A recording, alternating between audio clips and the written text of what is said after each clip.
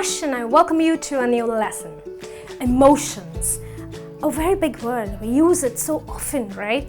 Emotion. He is emotional. She is emotional. Why do you get so emotional? But what does emotional mean? Or what do emotions mean? Okay. Now, emotions not only means you are being sad or you are being upset. It also means that you're happy, you're very excited, you are, you're overexcited, you are just so happy about everything that's around you. And sometimes you're sad, sometimes you don't know how to react. That also is a part of being emotional. Okay, so don't always associate emotions with being sad, but you can also associate it with being happy, excited, and so on. Okay, so let's have a look at the first. It says cheer up. Okay, cheer up. What does it mean? And when do you use cheer up? Cheer up is usually told to a person who is in a very upset mood or who does not want to do anything else apart from being sitting there in one place. So you tell the person, or maybe he's lost a competition or he's not done as good as he was supposed to do. So you tell the person, cheer up buddy, it's okay, you will do better next time. So cheer up is usually encouraging someone, right? You are encouraging somebody. So encourage, okay? It is a verb. You are cheering up someone. However, when you're telling a person that cheer up, cheer up, cheer up. So you tell the person, please get up and move on, right? Don't just sit down there. So when a person is sad, he usually needs to cheer up. The next one says lash out. Okay, a friend of mine who is a very good friend of mine, she cannot control her emotion when she is very angry. You know what she does is, anybody who comes there in front of her at that point, she just lashes them out. She just asks them to get out, okay? So when you are very agitated or very angry, that's what this emotion talks about. You actually lash out everybody who comes your way, okay? So you basically tell the person to move away or get out, okay? To move away. That's about lashing out. You can, when you use it in a phrase, you could say, my friend lashes out everybody who comes in front of her when she's angry. Okay, so lash out. Calm down. I'm sure we're all aware of what is calming down.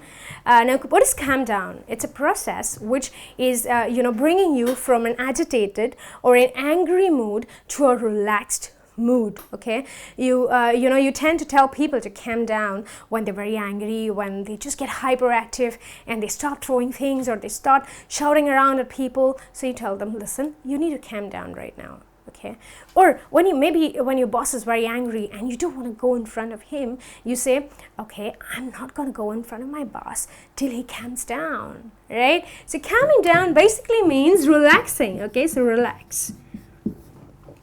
Choke up. Okay, this happens with me also.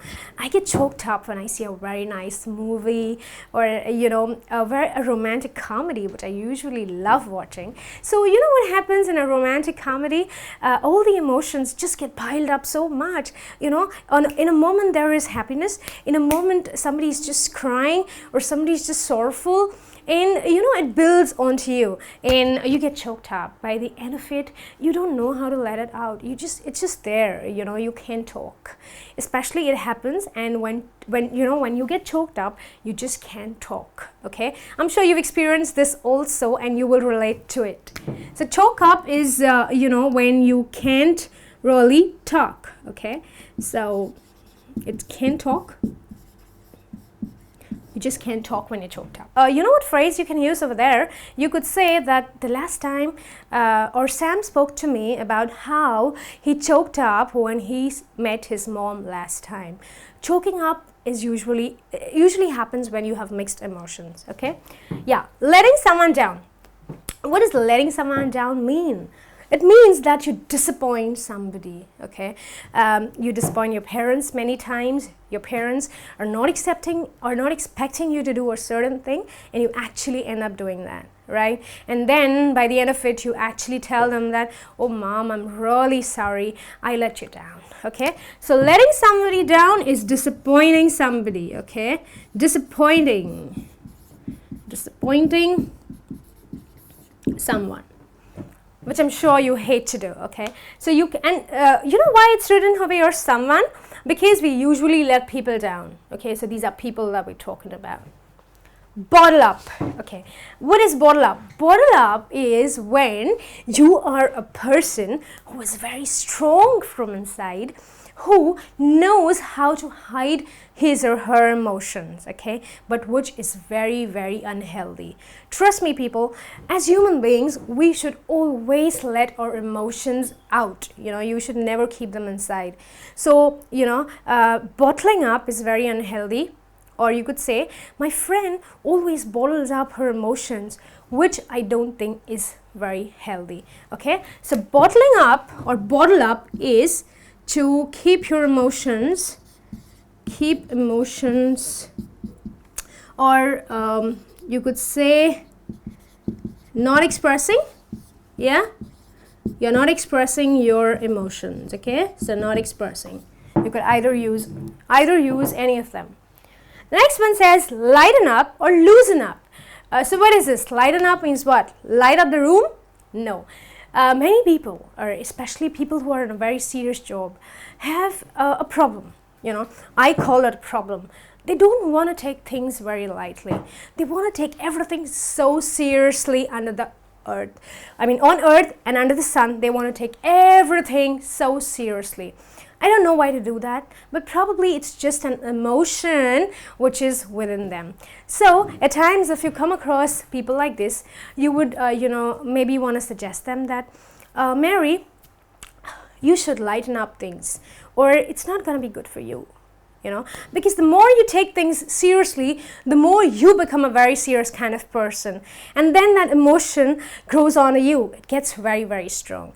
So lighten up or loosen up is to take things easily, or say lightly, things lightly, okay, lightly. And the last one here is grow on. Okay, grow on. What are we talking about? Something is growing?